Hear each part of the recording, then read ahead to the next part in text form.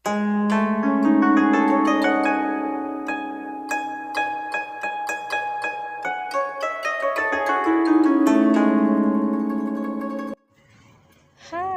Evening every all, welcome to my channel. இன்றைக்கி நம்மளுடைய சேனலில் மை ரொட்டீன் vlog, அதாவது ஈவினிங் டு நைட் அண்ட் மார்னிங்லேருந்து மறுபடியும் ஈவினிங் வரைக்கும் எடுத்த ரொட்டீன் vlog தாங்க ட்ரை பண்ணியிருக்கேன். ஸோ இன்ட்ரெஸ்டிங்காக கொண்டு போக ட்ரை பண்ணியிருக்கேன். வீடியோவை எண்டு வரைக்கும் ஸ்கிப் பண்ணாமல் பாருங்கள். நிறைய மோட்டிவேஷன் ஸ்பீச்சும் கொடுத்துருக்கேங்க. ஏன்னா வாழ்க்கையில் லேடிஸாக இருக்கட்டும், குழந்தைங்களா இருக்கட்டும், பெரியவங்களாக இருக்கட்டும், நிறைய பேருக்கு அப்பப்போ நெகட்டிவ் தாட்ஸ் வரும். அதை நீக்கிறதுக்கூடிய செம்ம சூப்பரான மோட்டிவேஷன் டிப்ஸும் உங்களுக்கு ஷேர் பண்ணியிருக்கேங்க. வாங்க வீடியோக்குள்ளே போகலாம். இன்றைக்கி ஈவினிங் போல் காஃபி டீ அண்ட் ரெடி பண்ணிகிட்ருக்கேங்க. குழந்தைங்க இன்னும் ஒரு 15 மினிட்ஸில் ஸ்கூல்லேருந்து வந்துடுவாங்க. ஸோ அவங்களுக்காக ஸ்நாக் பார்த்திங்கன்னா ஜிஆர்பி பஜ்ஜி மிக்சர் பவுட்ரு வாங்கி வச்சுருந்தேங்க. ஸோ இது நல்லா இருக்குது, ஃபஸ்ட் டைம் ட்ரை பண்ணேன். இது வரைக்கும் ஆச்சி தான் மிக்சர் நான் ரெடி பண்ணுவேன். ஸோ இது நல்லா இருக்குது, ஒரு முறை ட்ரை பண்ணி பாருங்கள். நல்லா ஃப்ளஃபியாக இருந்தது.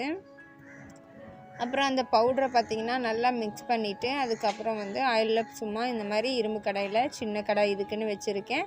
சூப்பராக இதில் பொரித்து எடுத்துட்டேங்க. செம்ம சூப்பராக இருந்தது.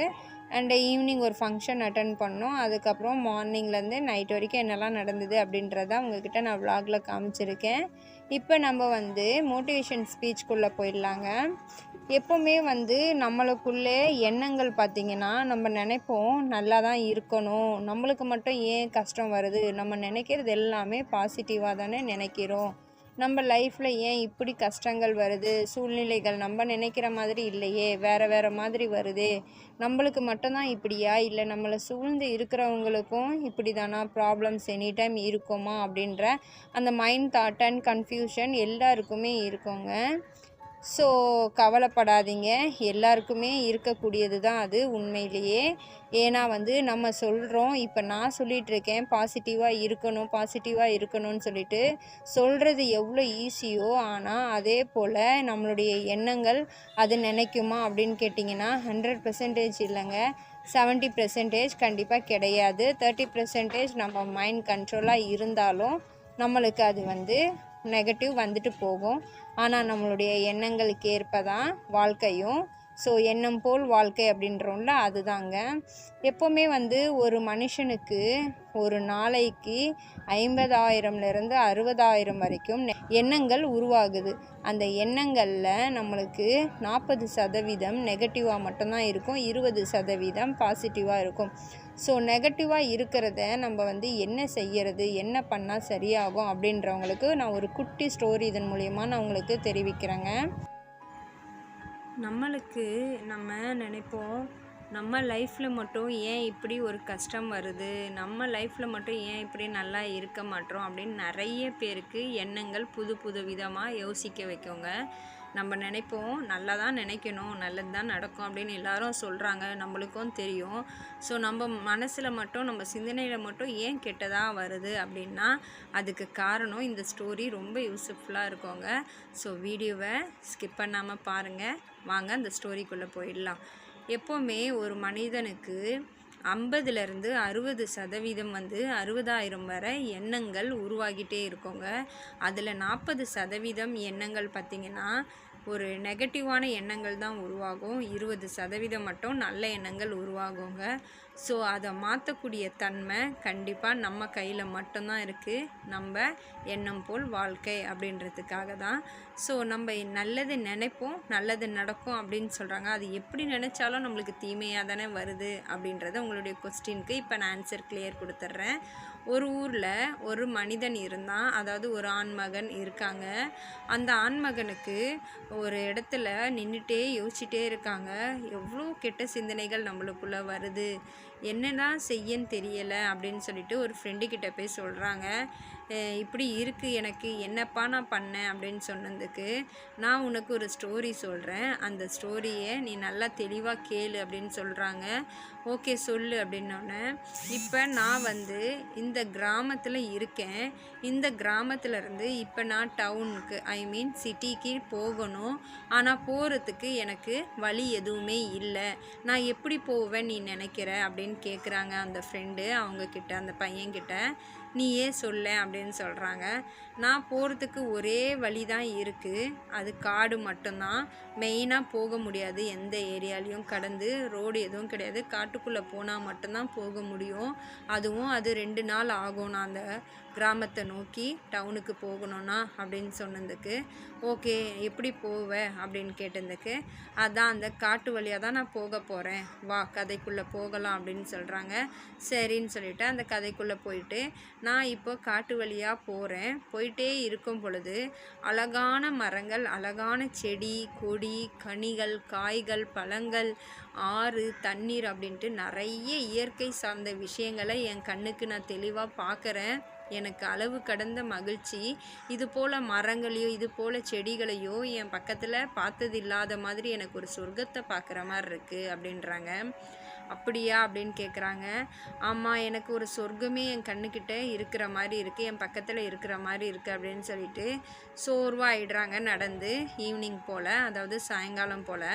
அப்போது ஒரு மரத்தை பார்க்குறாங்க அந்த காட்டுக்குள்ளே. அந்த போல் மரம் என் லைஃப்பில் எங்கேயுமே நான் பார்த்ததில்லை அப்படின்ட்டு தன் ஃப்ரெண்டுக்கிட்ட சொல்கிறாங்க. ஓகே அப்புறம் அப்படின்னு கேட்குறாங்க. அந்த மரத்துக்கு கீழே நான் உட்காந்து ரெஸ்ட் எடுக்கலான்ட்டு உட்காந்தேன். எனக்கு தூக்கம் வர்ற மாதிரி ஆயிடுச்சுன்ட்டு அசந்து கொஞ்சம் நேரம் தூங்கிட்டேன். கண்ணு முழிச்சு பார்த்தா இரவு ஆயிடுச்சு. இரவுக்குள்ளே தூங்கி ஒரு செகண்டில் எழுந்திரிச்ச உடனே பசி எடுத்துட்டு அப்படின்றாங்க. பசி எடுத்த உடனே அவங்க நினைக்கிறாங்க, நான் என்ன செய்ய தெரியலையே, இந்த காட்டுக்குள்ளே எதை பறித்து சாப்பிடுவேன், எனக்கு இருட்டாக இருக்குது, ஒன்றுமே புரியலை அப்படின்னு பயப்படுறாங்க. அந்த பயம் கொஞ்ச நேரத்தில் எனக்கு ஏதாவது பசிக்கு சாப்பாடு கிடைச்சா நல்லா இருக்குமே அப்படின்னு சிந்திக்கிறாங்க. அவங்க உட்கார்ந்துட்டுருக்கிற மரத்தின் பெயர் என்னன்னு கேட்டிங்கன்னா கற்ப விருட்ச மரம் அப்படின்வாங்க. கற்பக விருட்ச மரம்னா ஒரு மேஜிக்கல் ட்ரீ பக்கத்தில் தான் அவங்க உட்கார்ந்துருக்காங்க. ஆனால் அது அவங்களுக்கு தெரியாது, அதாவது தன் ஃப்ரெண்டுக்கு தெரியாது. ஓகே அப்படின்ட்டு உட்காந்துட்டு இருக்கும் பொழுது அந்த நண்பன் வந்து என்ன செய்கிறாங்கன்னா, பசிக்குது, எனக்கு நல்ல ஒரு சுவையான பதார்த்தம் உள்ள சுவை மிகுந்த சாப்பாடு ஏதாவது நல்லதாக கிடைச்சிதுன்னா நல்லாயிருக்கும் அப்படின்னு நினைக்கிறாங்க. நினச்சி அடுத்த செகண்டு பார்த்திங்கன்னா விதவிதமான சாப்பாடு தட்டுக்களில் வந்து நிற்கிது கண் எதிர்க்க. ஆச்சரியப்படுறாங்க. அப்படி நான் ஆச்சரியப்பட்டு சாப்பிட்டேன் அப்படின்னு சொல்லிட்டு தன் ஃப்ரெண்டுக்கிட்ட சொல்கிறாங்க. பார்த்தனா அந்த சாப்பாடு அவ்வளோ ருசியாகவும் பதார்த்தம் நிறைந்ததாகவும் இருந்தது அவங்களுக்கு. ஒரே ஆச்சரியம். ஓகே இப்போ தண்ணி தாகத்துக்கு ஏதாவது நம்மளுக்கு சுவையாக ஒரு ஜூஸ் ஏதாவது கூல்ட்ரிங்க்ஸ் இருந்தால் நல்லா இருக்குமே அப்படின்னு நினைக்கிறாங்க. நினச்ச அடுத்த நிமிஷமே தன்னை எதிர்க்க கூல்ட்ரிங்க்ஸ் பாட்டில் வந்து நிற்கிது. அதையும் ஒரே ஷாக்கிங்கில் எடுத்து குடிச்சிடுறாங்க. அப்புறம் சரி நம்ம நல்லா தூங்குவோம் அப்படின்ட்டு கண்ணை மூடி தூங்கினோன்னே தூக்கம் வந்துடுது. ஐயோ நம்ம தனியாக தூங்குறோமே அப்படின்னு சொல்லிட்டு அந்த நண்பனுக்கு ஒரு பயம் வருது. இந்த நேரத்தில் ஏதாவது ஒரு பேய் இந்த காட்டுக்குள்ளே வந்து நம்ம கழுத்தை நெருக்குனா என்ன ஆகும் அப்படின்னு நினைக்கிறாங்க. அதே போல் ஒரு கண்ணெதிர்க்க ஒரு பேய், பார்க்க முடியாத அளவுக்கு கொடூரமான ஒரு பேய் வந்து நின்று தன் கழுத்தை நெருக்குது. நம்ம செத்து போயிட்டா என்ன பண்ணுவோன்னு நினச்ச உடனே தானும் அந்த கழுத்தை நெருக்கின உடனே நானும் செத்து போய்ட்றேன் கனவுல அப்படின்னு சொல்கிறாங்க அந்த ஃப்ரெண்டுக்கிட்ட தான் ஃப்ரெண்டு. அப்படி நடந்தத உடனே அவங்க சொல்கிறாங்க, இதுதான் என் லைஃப்பில் நான் கற்றுக்கிட்ட பாடம். நான் என்ன நினச்சேனோ அதுதான் அந்த இடத்துல நடந்தது. ஒரு வழியாக நான் இந்த காட்டை கடந்தால் போதும்னு நினைக்கிறாங்க. அந்த காட்டை கடந்தோம். அவங்க எழுந்திரிச்சு வெளியே வந்துடுறாங்க. நான் வெளியே தாண்டி டவுனுக்கும் போயிட்டேன்ப்பா.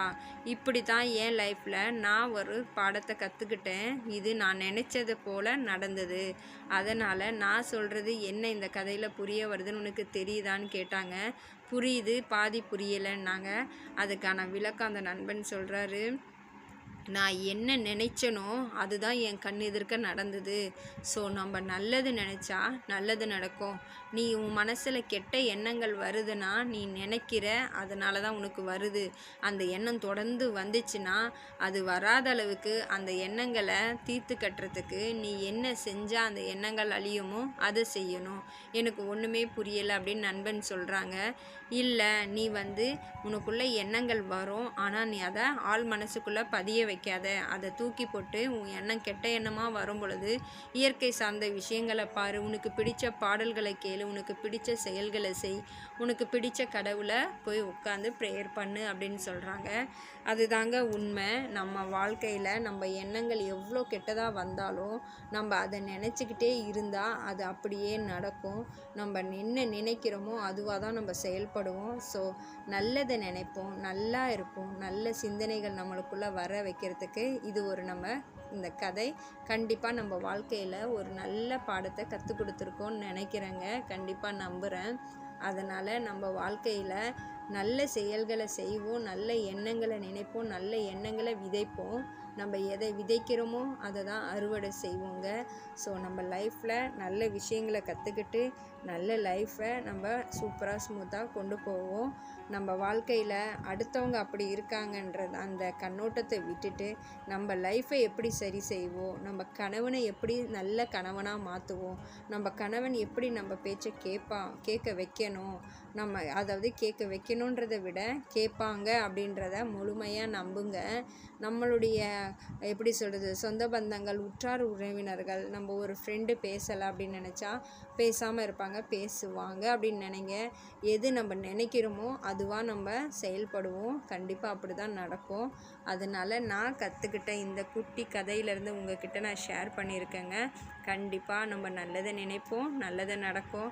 என் லைஃப்பில் இப்படி தான் என் குழந்தைங்களுக்கு ஒவ்வொரு நாளும் ஒவ்வொரு ஸ்டோரியை சொல்லி ஒவ்வொரு லெசன்ஸ் மூலிமா என் குழந்தைங்கள மோட்டிவேட்டாக வளர்த்துட்ருக்கேங்க. கண்டிப்பாக இது போல் உங்கள் வீட்டில் நீங்கள் அப்படி இருந்தாலும் இல்லை உங்கள் குழந்தைகள் உங்கள் கணவர்மார்கள் அப்படி இருந்தாலும் நல்ல விஷயங்களை சொல்லி கொடுத்து நல்ல ஒரு ஃபேமிலியை ஹாப்பியாக ஜேர்னி பண்ணுவோங்க. அது நம்மளை பக்கத்தில் இருந்த நம்ம மாமியாராக இருக்கட்டும், நாத்தனாராக இருக்கட்டும், அவங்க கெட்ட சிந்தனைகள் விதைச்சாலும் அதை விட்டு நீங்கள் ஒரு 10 அடி தூரமாக தள்ளி போயிடுங்க. கண்டிப்பாக நம்ம நல்லா இருப்போம். முடிஞ்ச அளவுக்கு நெகட்டிவ் பர்சன்ஸை பக்கத்தில் இல்லாமல் கொஞ்சம் 10 அடி தள்ளி இருங்க. அது எந்த உறவாக இருந்தாலும் உண்மைதாங்க. அதுக்கப்புறம் என்ன, என் லைஃப்பில் குழந்தைங்களுக்கு ஸ்பீச் பண்ணிவிட்டு பாடத்தையும் சொல்லி கொடுத்துட்டு என்னுடைய பாத்திரங்கள் எல்லாம் மிஷினில் லோட் பண்ணி எடுத்துகிட்டு குழந்தைங்க ஈவினிங் போல் டான்ஸ் கிளாஸும் கூப்பிட்டு வந்துட்டு ட்ரெயின் அப் பண்ணிகிட்ருக்கோங்க. இப்படி தான் என்னுடைய லைஃப்பில் ஒவ்வொரு நாளும் மோட்டிவேஷனாகவும் என்னுடைய டைமிங்கை கரெக்டான கால்குலேட் பண்ணி இந்தந்த நேரத்தில் இந்தந்த வேலையை முடிக்கணுன்ட்டு ரொம்ப சூப்பராக ஸ்மூத்தாக என் லைஃப்பை கொண்டு போயிட்டுருக்கேங்க. அப்புறம் என்ன, நம்ம கார்டன் பக்கம் கொஞ்சம் நேரம் போவோம், ரிலாக்ஸ் பண்ணுவோம் அப்படின்ட்டு ஈவினிங் போல் ஆகிடுச்சு. குழந்தைங்களெல்லாம் குளிக்க வச்சுட்டு ஓகே அப்படின்னு சொல்லிவிட்டு இந்த சைடு வந்தோம். ட்ரீஸ் இருந்தது, புதினா. ஸோ அதையும் கட் பண்ணி துவையல் அரைச்சிருவோம் அப்படின்னு சொன்னோடனே நம்ம பாப்பா நான் கட் பண்ணுறேம்மா அப்படின்னு சொல்லிட்டாங்க. குழந்தைங்க கையில் கொடுத்து கட் பண்ணுறது அது ஒரு அளவு கடந்த மகிழ்ச்சி தாங்க. குழந்தைங்கிட்டையும் கொடுத்து கட் பண்ணால் அவங்களுக்கும் நாளை தலைமுறையில் இது போல் சின்ன சின்ன செடி கொடிகளும் வளர்க்குறதுக்கு ஒரு ஆர்வமுள்ள குழந்தைங்களாக இருப்பாங்க. நான் சொன்ன இந்த லெசன்ஸில் நீங்கள் என்ன கற்றுக்கிட்டீங்க, இந்த கதை மூலிமா நானும் இனி அப்படி இருப்பேன், பாசிட்டிவான ஒரு பர்சனாக அப்படின்னு நினச்சிங்கன்னா கண்டிப்பாக இந்த வீடியோக்கு ஒரு மறக்காமல் லைக் கொடுத்துருங்க. இந்த கதை மற்றவங்களுக்கும் பயனுள்ளதாக இருக்கும் அப்படின்னு நினச்சிங்கன்னா உங்கள் ஃப்ரெண்ட்ஸ் அண்ட் ரிலேட்டிவ்ஸ்க்கு இந்த வீடியோவை ஷேர் பண்ணுங்கள். கண்டிப்பாக பிடிச்சதுன்னா ஒரு like and share, comment, subscribe பண்ணுங்கள். மறுபடியும் நல்லதொரு வீடியோவில் நாளை சந்திக்கிறேன். நன்றி, வணக்கம், பாய்.